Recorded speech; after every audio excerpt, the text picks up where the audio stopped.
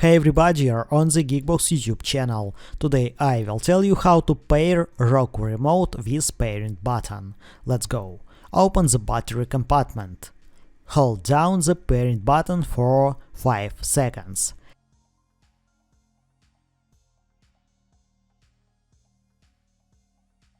If the remote control does not work, replace the batteries.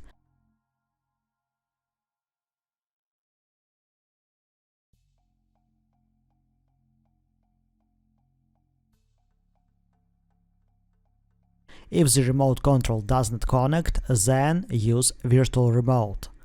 Now open Settings,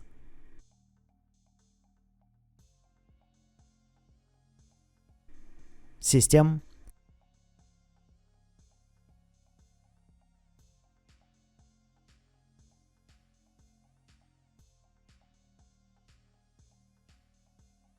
Advanced System Settings, Device Connect Enable. Open Settings, Remotes and Devices, Remotes, select Remote type. Follow the on-screen instructions. That's it, now you know how to pair Roku remote with pairing button.